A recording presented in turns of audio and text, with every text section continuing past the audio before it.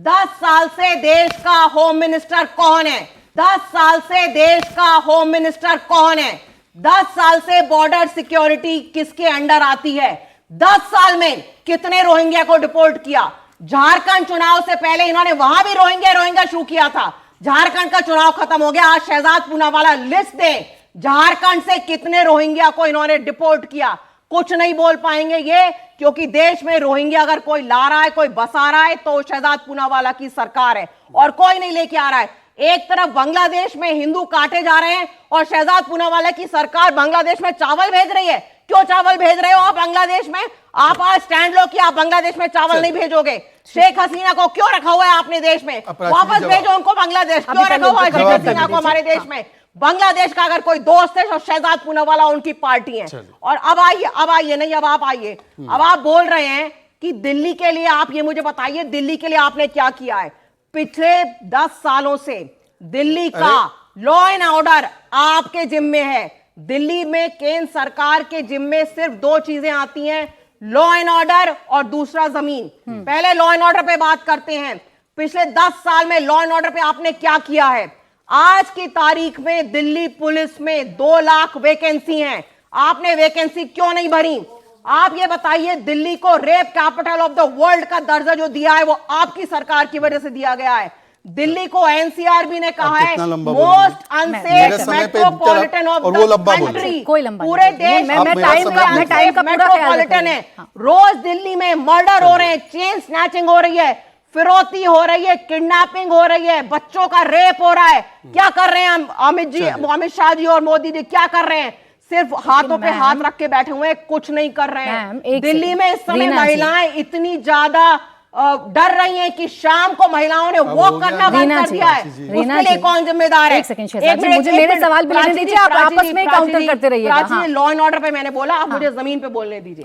मोदी जी ने कहा था 5 साल पहले, जहां झुग्गी वहां मकान, हर झुग्गी वाले को मैं मकान दूंगा।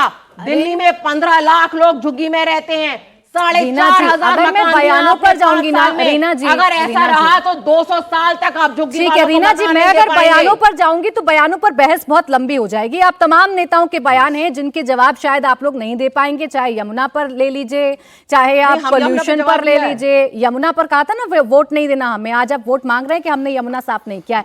आप मुझे सिर्फ इतना बता दीजिए, चुनावों से ठीक पहले केंद्र सरकार की नाकामियों को गिनवाकर ही वोट मांगेंगे कि ये भी बताइएगा कि 10 सालों में आज क्यों आपको जाट वोटर्स की याद आ जाती है? 10 सालों में आज क्यों आपको याद आ जाता है कि पुजारियों और ग्रंथियों को आपको पैसे देने चाहिए? 10 सालों से आपकी सरकार चल रही है, आपको क्यों ये याद आ जाता है अब कि हमें महिलाओं को 2100 रुपए देने हैं? तब कि आपकी सरकार है, आपने तो करके दिखाना था।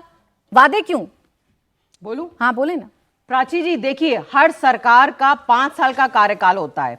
पिछले 5 साल में हमने कहा कि हम दिल्ली को फ्री बिजली देंगे। हमने दिल्ली को 200 यूनिट फ्री बिजली दी, दिल्ली में 24 घंटे बिजली दी। दिल्ली में आज की तारीख में अगर कोई 400 यूनिट खर्च करता है उसका 1000 रुपए बिल आता है। अगर बंबई में, जहां भारतीय जनता पार्टी की सरकार है, अगर कोई 400 यूनिट खर्च करेगा उसका 5000 बिल आएगा।